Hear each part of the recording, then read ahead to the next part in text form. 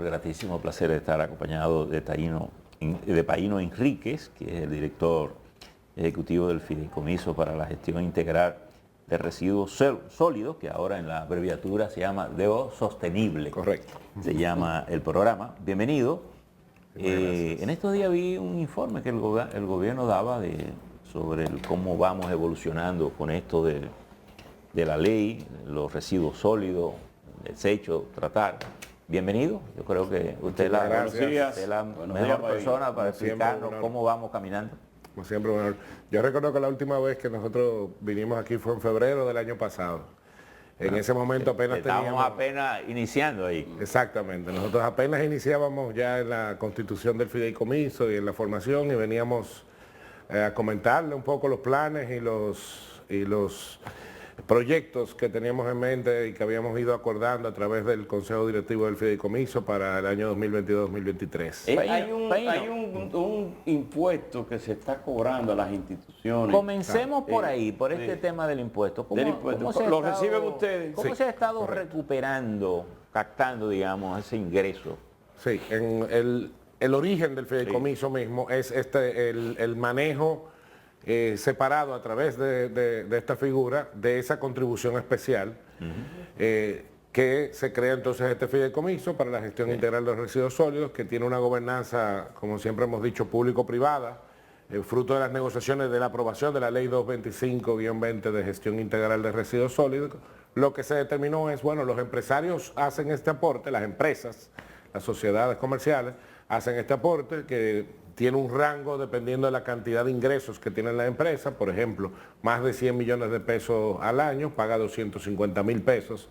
Luego de 50 a 100 millones, paga 90 millones, 90.000 pesos y va reduciendo. ¿Se mide por el ingreso que recibe la empresa o por el capital? Ingreso por bruto el ingreso anual que genera la empresa. Correctamente. Esa es la modalidad que se... ¿Y quiénes son los que pagan ese impuesto? Yo sé que yo lo pago. Las empresas. Todas las empresas. Las empresas. Empresas grandes y MIPYME. Todas, o sea que no es el ciudadano común que les recibe. Empresas, actividades económicas. Es correcto. ¿Se tiene una idea, Paino, de qué monto se ha recuperado hasta ahora? Claro que sí. En el año 2022 se recaudó un total de 2.150 millones de pesos. Y este año estamos proyectando, DGI es que hace la recaudación, porque la recaudación se hace conjuntamente con la declaración jurada de impuestos sobre la renta. Es parte del sistema. Correcto. Se está proyectando unos 2.300 millones de pesos. Es decir que, digamos... Pero también hubo ahora recientemente, la Cámara de Diputados aprobó un préstamo, creo que son de 190 millones de dólares para...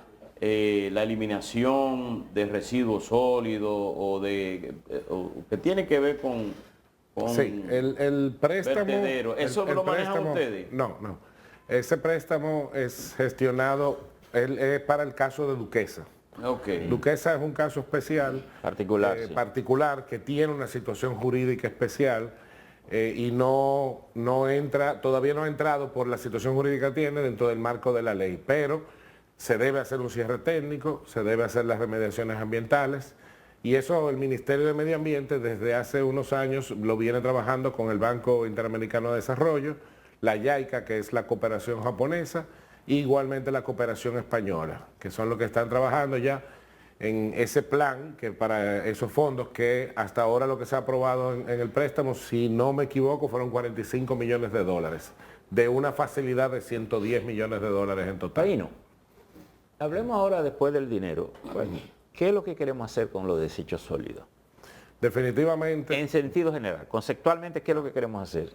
¿Y qué hemos hecho hasta ahora? ¿Qué vamos haciendo hasta ahora? Bueno, la ley fue muy sabia porque estableció mandatos específicos que tenía que ejecutar tanto el Ministerio de Medio Ambiente, que se convierte en ocasión de la ley en el órgano rector. Es muy importante resaltar eso. O sea, el Ministerio anteriormente, el gran problema que originó que tengamos al día de hoy 240 botaderos a cielo abierto, de los cuales el 80% de ellos regularmente se quema y genera lixiviados, genera humo, contaminantes y otros males, se debió a que la decisión o las políticas públicas que establecían el manejo de los residuos se le daba a cada una de las municipalidades.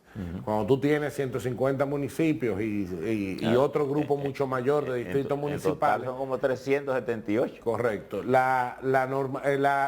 Hacer una política pública de una manera tan dispersa es así imposible, y las limitantes en cuanto a los recursos que manejan esas municipalidades causaron este gran problema y este gran pasivo ambiental que hemos venido acumulando desde la misma fundación de la República Dominicana. Entonces esta ley viene y organiza y dice, bueno, el órgano rector es el Ministerio de Medio Ambiente, que es quien va a dictar las políticas públicas, quien va a hacer los planes y estrategias, y el fideicomiso se convierte en el brazo financiero para dar apoyo a esas, entre otras cosas, la remediación de los sitios afectados a la fecha y también el apoyo financiero a la nueva forma de manejar los residuos. Con ese mandato comenzamos a trabajar. Se identificó inicialmente una priorización que hizo el Ministerio de Medio Ambiente de 30 sitios iniciales que fueron priorizados por impacto ambiental, cercanía a comunidades, zonas turísticas y también zonas urbanas que afectaban zonas urbanas. Y comenzamos a trabajar a nivel del Consejo Directivo del Fideicomiso en trabajar en un plan de acción, que fue lo que estuvimos haciendo en el año 2022, conjuntamente con la aprobación de los reglamentos internos, los manuales de compra y la formación de la operatividad del fideicomiso. Ahí se identificaron 15 obras prioritarias, que es la que hemos estado ejecutando en este año 2023, y ya, por ejemplo, ya hemos terminado y está operando la primera planta de valorización y relleno sanitario público con fondos del fideicomiso que se ejecutó en Dajabón. Se ejecutó en Dajabón porque fue una obra que se inició en gobiernos pasados con fondos europeos, había quedado por mitad y había que darle continuidad a una infraestructura y a una inversión que ya nos había sido donada por la cooperación internacional, le había que darle la proactividad. Ya eso es una realidad. Paino, escucho mucho sobre los rellenos sanitarios. Correcto. Y obviamente el relleno sanitario es enterrar la basura, ¿verdad? Sin embargo, me pregunto, ¿pero cuándo vamos a convertir la basura en riqueza, en llevarla a punto a que sea un recurso que podamos transformar en otra cosa? Claro. Porque no solo enterrar la basura, porque hasta en el campo, cuando uno estaba elemental, la gente reciclaba, criaba los cerdos, es decir, había un uso para esa basura. Sí, la basura, nosotros estamos muchas décadas detrás de otros países que ya han iniciado procesos de lo que es la industrialización de los procesos y en el manejo de los residuos. Pero es muy importante, y fue lo que recalcó el Consejo y decidió en su momento.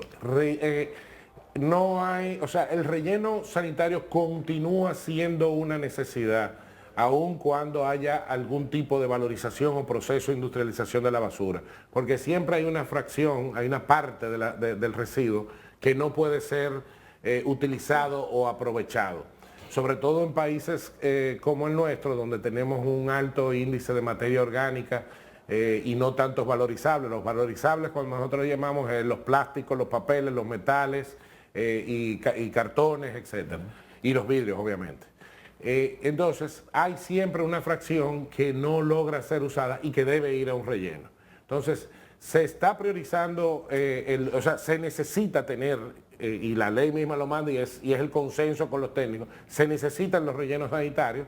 Lo que queremos es reducirlo y no tener 240 y reducirlo a rellenos regionales que no excedan 30 o quizás 40 porque hay temas del territorio, de que ustedes saben que nosotros tenemos zonas alejadas, zonas en montañas, que va a ser muy difícil trasladar la basura, tener una red de estaciones de transferencia en el país, y luego ya la parte de la industria que nosotros llamamos, que son las plantas de valorización. Las plantas de valorización ya son una realidad en República Dominicana. O sea, no podemos decir, ya tenemos plantas de valorización operando al día de hoy, y en proyecto ya se están discutiendo a nivel y revisando a nivel de medio ambiente. Son 13 proyectos de plantas de valorización y relleno sanitario en todo el territorio con inversión extranjera, con inversión Ahora, 100% Paino, extranjera. Para hacer más fácil este proceso de transformación de la basura, lo que va para un sitio va para un sitio y lo que va para otro, ¿cómo estructurar desde las familias mismas o de las industrias, cómo armar su desecho? Es decir, porque no es lo mismo tirar el arroz que me sobró con el plástico y todo junto, sino que la gente pueda reciclar y que eso implique algún interés económico. Es decir, que tú me pagues algún beneficio, o la familia tenga algún beneficio para reclasificar desde su casa la basura. Porque me imagino que eso viabiliza más el proceso industrial, lo que va al relleno sanitario, lo que va a ser reusado de alguna manera. Sí, don Percio, usted conoce, se ve que usted conoce muy bien el tema. Definitivamente, una basura que venga ya separada en la fuente es mucho más valiosa a la hora de valorizar que una que se encuentre mezclada.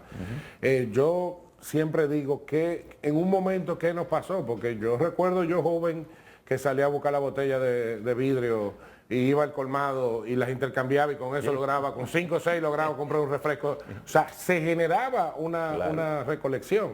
Creo que ahora mismo deben crearse las condiciones para que mercados como ese existen, porque no es que no existen, pero los problemas con las fluctuaciones, por ejemplo, con las botellitas PET y con el plástico duro, que hay cerca de 100 empresas recolectoras y recicladoras que lo hacen ya en la República Dominicana, pero se ven afectadas por a veces el mercado internacional. Por decirle, el año pasado, para esta fecha o un poquito antes, aquí todo el mundo estaba buscando PET porque a veces rondó hasta $1000 la tonelada del PET.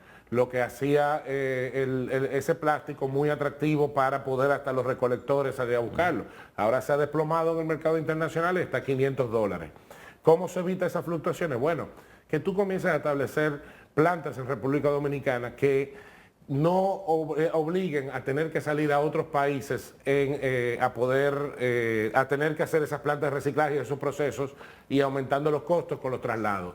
Y por ejemplo tenemos la buena noticia, que fue una de las que anunciamos conjuntamente con el presidente, es que ya se está estableciendo la primera planta de reciclaje para generar resina grado alimenticio, o sea que pueda ser usado en el plástico, un proceso que le permita al plástico poder ser reciclado y nuevamente ser usado en una botella plástica. ¿Una inversión del fideicomiso o una inversión extranjera que llegó aquí? Es una inversión extranjera. Está estableciéndose en el Parque de Quisqueya 1 en San Pedro de Macorís. Es una empresa que tiene 25 años, se llama INVEMA, en Honduras y El Salvador. Y ahí se genera todo un sistema en países como ese de recolectores, que en el caso de Honduras y El Salvador ronda las 800.000 personas. Paino, ¿pudiera pensarse en el concepto de alianza público-privada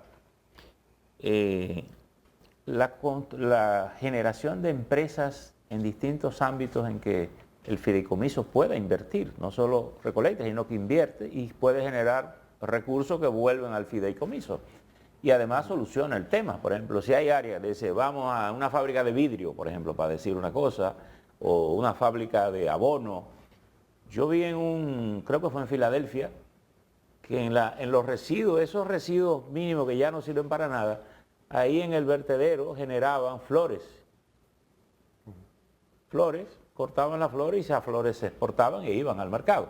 Es decir, ¿cómo generar esa transformación como inversión pública para que algún sector privado se motive? Si yo pongo la mitad del dinero, incluso hasta con la opción, si te va bien yo te vendo mi parte y tú me regresas el dinero al fondo, pero genero la idea.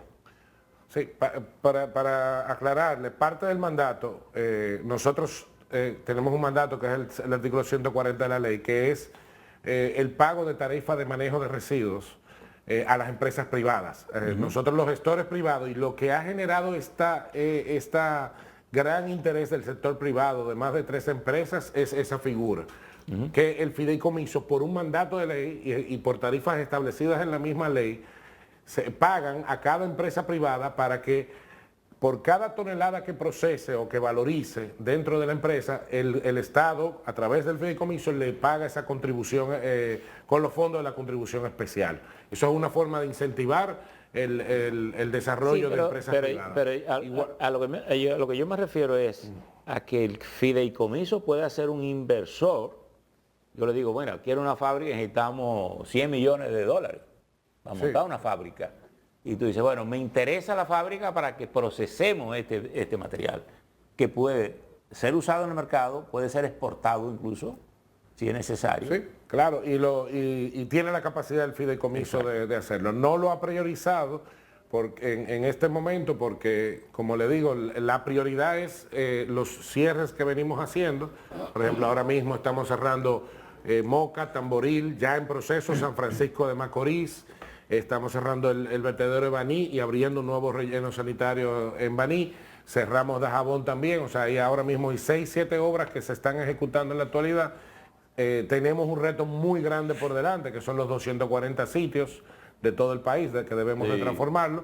Y obviamente parece una suma significativa, pero esto es una industria muy cara, muy pesada, que conlleva muchos recursos y no tenemos los recursos suficientes para combatir completamente el problema. Hay 2 rellenos sanitarios, tengo entendido, en 2 provincias.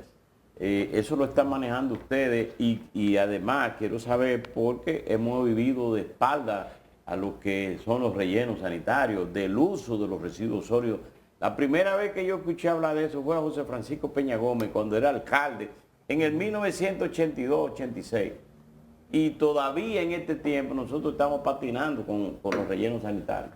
Sí, o sea, era lo que le explicaba. Desde la fundación misma no habíamos tenido relleno sanitario hasta este año, que ya hemos ido... ¿Dónde están esos? Bueno, ya le mencionaba el de Dajabón, el de la Altagracia, que nutre no solamente a la ciudad de Higüey, sino que también a todo lo que es la zona de Punta Cana, Bávaro. La parte turística. La parte turística, y ese es un proyecto muy interesante porque no solo es un relleno sanitario, sino que es una planta de valorización.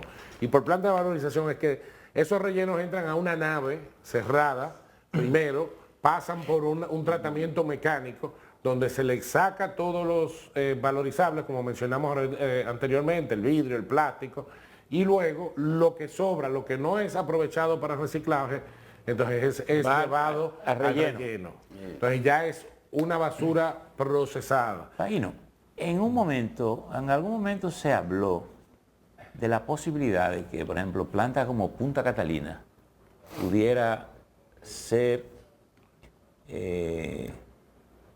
puesta a funcionar con algunos desechos sólidos que se recolectan. ¿Eso se ha considerado? No se ha considerado. Por eso que le digo que tenemos mucha buena noticia. En San Francisco de Macorís, ahora mismo, en los próximos 45 días, y las imágenes están, creo que han ido subiendo las imágenes, y si no sería bueno que la vieran, porque ya son imágenes reales de lo que viene a ocurrir. Esa es la planta de San Francisco de Macorís. Esa planta, que nosotros consideramos que va a ser la más moderna de Centroamérica y el Caribe. ¿Qué se procesa en esa ahí planta? se va a hacer primero la separación mecánica de los residuos y luego se va a fabricar CDR, que es combustible derivado de residuos. Ese CDR puede ser utilizado en ya más de 15 calderas de la República Dominicana, especialmente en la industria cementera, entre otras, para generar calor. Entonces, ya estamos comenzando a dar los pasos hacia esa economía circular necesaria. Igualmente está en proyecto también, en adición a esa planta, que tiene otras voluntades. Esa planta probablemente el 80% de los residuos va a ser tratado y aprovechado, porque también va a tener todo lo que es una sección de compostaje, porque estamos en una zona muy agrícola y que genera mucho residuo vegetal, y también van a poner una planta de compostaje. O sea, es un proyecto muy interesante porque ¿Y valoriza... cuál es la inversión que se ha hecho ahí? Bueno, esa es una inversión 100% privada, gracias a Dios, porque si no nos limitaría mucho los fondos, de aproximadamente 20 millones de dólares. Es construida por la familia Risset, que es una familia muy conocida en la zona, y por la familia el cacao y la cosa. Claro. Ahora, El empleo aquí, ¿cuánto? Se habla de 350 empleos en la parte inicial, con un potencial. ¿Cómo se suple del material esa industria? ¿De qué zona? Por ejemplo, San Francisco. Ese va a ser un vertedero, bueno, una disposición final regional. ya se hicieron todos los cálculos ¿Qué y va a suplir a la provincia de Duarte, Hermanas Mirabal, provincia de Espaillat, la parte de Moca y provincia de La Vega. Parte de la provincia de La Vega, o sea, La Vega, la ciudad de La Vega. Exacto. Va a cubrir gran parte del Cibao Central. Eso es la parte bonita de esto, porque te crea un círculo virtuoso, entonces nos va a permitir solo esa planta poder cerrar más de 20 botaderos y vertederos que están esparcidos en todas esas provincias. Ahí no, me imagino que ustedes tienen o proyectarán ir identificando la naturaleza dominante del desecho. Por ejemplo, cuando hablamos de la Altagracia, la zona turística, pues yo pienso que puede ser fácil identificar cuál es la mayor tendencia, por ejemplo, si es desecho de comida, si es plástico, si es esto. ¿Se tiene claro ese inventario o eso está en proceso de tú poder zonificar? Es decir, aquí se produce más tal cosa y aquí se produce más tal cosa. Y las fábricas pueden ir funcionando en base a esa perspectiva. Claro, claro. Nosotros hemos ido haciendo trabajo de categorización de los residuos, que es lo que nos permiten determinar el tipo de residuo que se genera en cada región. Pero igualmente estamos trabajando en un acuerdo con INTEC para poder utilizar el conocimiento de no solo de los profesores, el conocimiento de la institución, sino de todo el equipo, los estudiantes y todo, para hacer esos procesos de categorización. Ya ellos en años anteriores han hecho más de 30 municipios que los estudiantes han hecho como tesis esos procesos de categorización que hemos estado utilizando, y la idea es poder levantarlo en todo el país. Pero además, es muy evidente... Además, a los muchachos le ponen el caco grande. Pero es muy evidente que la diferencia entre lo urbano y lo rural, o sea, ya hemos visto unos patrones muy claros, o sea, como cuando nos acercamos a las grandes ciudades hay mayores cantidades de plástico, de cartones, etcétera, y cuando vamos al campo ya es mucho mayor. ¿Cómo está integrado el fideicomiso del que tú eres director ejecutivo? ¿Cómo está conformado? Bueno, como les había dicho, es un fideicomiso público-privado. El presidente del consejo es el ministro de Medio Ambiente, está también el ministro de Hacienda, y por parte de la municipalidad está el presidente de la Liga Municipal Dominicana y el presidente de FEDOMU, que es la Federación Dominicana de Municipios. O sea que la mayoría de los miembros son funcionarios del Estado. Correcto. Porque se armó un lío una vez con el asunto de los fideicomisos, que decían que eso se estaba privatizando.